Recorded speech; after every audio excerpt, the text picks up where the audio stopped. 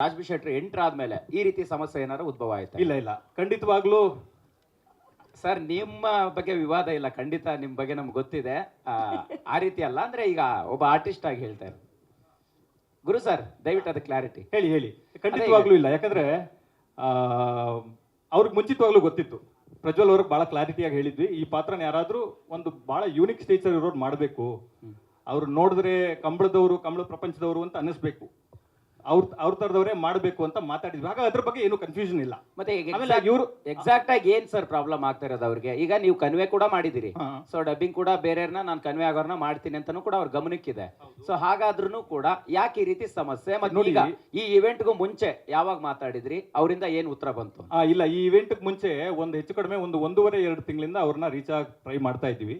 ಅವರು ಶೂಟಿಂಗ್ ಅಲ್ಲಿ ಇದ್ದಾರೆ, ಬ್ಯುಸಿ ಇದ್ದಾರೆ, ಸಿಗ್ತಾರೆ ಅಂತ ನಮಗೆ ಕಮ್ಯುನಿಕೇಟ್ ಆಗ್ತಾ ಇದೆ, ಆಯ್ತಾ. ಆದರೆ ನಾನು ಈ ಸಿನಿಮಾಗೆ ನಿರ್ದೇಶಕನೂ ಹೌದು, ನಿರ್ಮಾಪಕನೂ ಹೌದು. ಹಾಗಾಗಿ ನಾನು ನನ್ನ ಕೆಲಸಗಳಲ್ಲಿ ಬ್ಯುಸಿ ಇದ್ದೀನಿ, ಇದನ್ನು ಕಮ್ಯುನಿಕೇಟ್ ಮಾಡೋದಕ್ಕೆ ನನ್ನ ಟೀಮ್ ಇದೆ.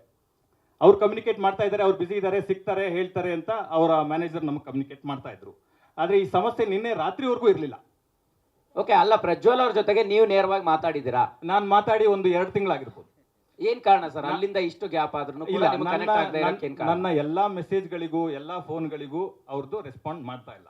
ಏನಾದ್ರೂ ಸಮಸ್ಯೆ ಇದ್ರೆ ಮಾತಾಡಿ ಅದನ್ನ ಸರಿ ಮಾಡ್ಕೊಳ್ಳೋಣ ಅಂತ ಬಹಳ ಸಾರಿ ಪ್ರಯತ್ನ ಪಟ್ಟಾಗ್ಲೂ ಅವರು ಫೋನ್ಗೆ ಸಿಗ್ತಾ ಇಲ್ಲ. ಅನ್ಸುತ್ತೆ ಸರ್ ನಿಮ್ಗೆ ಇವತ್ತಿನ ಈ ಬೆಳವಣಿಗೆ ನೋಡಿದ್ರೆ ಉದ್ದೇಶ ಪೂರ್ವಕವಾಗಿ ಆಗಿದೆ ಅಂತ ಅನಿಸ್ತಾ ಇದೆಯಾ? ಇರ್ಬೋದು. ಯಾಕೆ ಅಂತಂದ್ರೆ ಇವರೆಲ್ಲರೂ ಗೊತ್ತಿರೋರೆ, ಅವ್ರ ಜೊತೆಗಿರೋರೆ. ಬೆಳಿಗ್ಗೆ ಇದ್ರೆ ಅವ್ರ ಅಕ್ಕಪಕ್ಕ ಇರೋ ಹುಡುಗರೆ. ಆಮೇಲೆ ನನ್ಗೇನು ಇವ್ರು ಹೊಸಬರಲ್ಲ ಸರ್. ಇವ್ರ ಫಂಕ್ಷನ್ ಬರ್ತೀವಿ, ಸಂಭ್ರಮ ಸೆಲೆಬ್ರೇಟ್ ಮಾಡೋಣ ಅಂತನೋ ಒಂದು ಆಂಗಲ್ ಅಲ್ಲಿ ಬಂದವರು ಸರ್. ಇದೇನು ಸರ್ ಇಲ್ಲಿ ಇಲ್ಲ ಇಲ್ಲ ನೋಡಿದ್ರು, ಸಿನಿಮಾ ನೋಡಿದ್ರು. ಡಬ್ಬಿಂಗ್ ಮುಂಚೆ, ಪೋಸ್ಟ್ ಪ್ರೊಡಕ್ಷನ್ ಶುರು ಆಗಿ ಮುಂಚೆ ಫುಲ್ ಫಿಲ್ಮ್ ನೋಡಿದ್ರು. He liked it. He said it will be the best film of my life. ನನ್ನ ಜೀವನದಲ್ಲಿ ಒಂದು ಅದ್ಭುತ ಕತೆ ಇದು, ನನ್ನ ಜೀವನದಲ್ಲಿ ಒಂದು ಲ್ಯಾಂಡ್ ಮಾರ್ಕ್ ಫಿಲ್ಮ್ ಆಗುತ್ತೆ ಗುರು, ಐ ಆಮ್ ಸೋ ಹ್ಯಾಪಿ ಅಂತ ನಮ್ಮ ಆಫೀಸಿಗೆ ಬಂದು ನಮ್ಮ ಹತ್ರ ಒಂದು ಬೆಳಗಿನ ಜಾವ 2 ಗಂಟೆವರೆಗೂ ನಮ್ಮ ಆಫೀಸಲ್ಲಿ ಇದ್ರು, ಮಾತಾಡಿದ್ರು. He's basically very happy about the film. Sir ಈಚೆ ಸೈಡ್ ಸರ್ ಇಲ್ಲಿ ಸರ್ ಗುರು ಸರ್ ಇಲ್ಲಿ ಸಿನಿಮಾ ಡಿಲೇ ಆಗಕ್ಕೆ ಪ್ರಜ್ವಲ್ ಅವರೇ ಕಾರಣನ ಹೇಗೆ ಅಂತ? ಖಂಡಿತವಾಗ್ಲೂ ಇಲ್ಲ, ಖಂಡಿತವಾಗ್ಲೂ ಇಲ್ಲ. ಯಾಕಂದ್ರೆ ಯಾವತ್ತೋ ಕರಾವಳಿ ಬರ್ಬೇಕಿತ್ತು, ಸಾಕಷ್ಟು ಬಾರಿ ರಿಲೀಸ್ ಡೇಟ್ ಅನೌನ್ಸ್ ಮಾಡ್ತೀನಿ ಅಂತಿದ್ರಿ. ಇಲ್ಲ, ರಿಲೀಸ್ ಡೇಟ್ ನಾವು ಫಸ್ಟ್ ಒಂದೇ ಅನೌನ್ಸ್ ಮಾಡಿದೀವಿ, ಅದೇ ಡೇಟ್ಗೆ ಸ್ಟಿಕ್ ಆನ್ ಆಗ್ತಾ ಇದೀವಿ. ಡಿಲೇ ಆಗೋದಕ್ಕೆ ಖಂಡಿತವಾಗ್ಲೂ ಅವ್ರ ಕಾರಣ ಅಲ್ಲ. ಡಿಲೇ ಆಗೋದಕ್ಕೆ 100 ಕಾರಣ ಇದೆ. ಅದೇನು ಅಂತಂದ್ರೆ, ಒಂದು ಈ ತರದ ಒಂದು ಬ್ಯಾಕ್ ಡ್ರಾಪ್ ಇರೋ ಫಿಲ್ಮ್, ಐ ಆಮ್ ಶೋರ್ ನಿಮ್ಗೆ ಟ್ರೈಲರ್ ನೋಡಿದಾಗ ನಿಮ್ಗೆ ಗೊತ್ತಾಗುತ್ತೆ.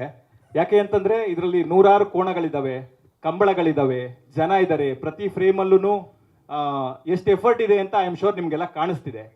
ಅದರ ಮೇಕಿಂಗ್ ಪ್ರಾಸೆಸ್ ಟೈಮ್ ತಗೋತೆ ಹೊರತು ಪ್ರಜ್ವಲ್ ಅವ್ರು ಯಾವುದೇ ಕಾರಣಕ್ಕೂ ಟೈಮ್ ತಗೊಳ್ಳಿಲ್ಲ. ರಾಜ್ ಸರ್, ನಿಮಗೆ ಪ್ರಶ್ನೆ. ಈಗ ಈ ರೀತಿಯ ವಿವಾದವನ್ನ ನೀವು ಕೂಡ ಮೊದಲ ಬಾರಿಗೆ ಒಂದು ವೇದಿಕೆಯಲ್ಲಿ ನೋಡಿದಿರಿ ಅನ್ಕೊಳ್ತೀವಿ.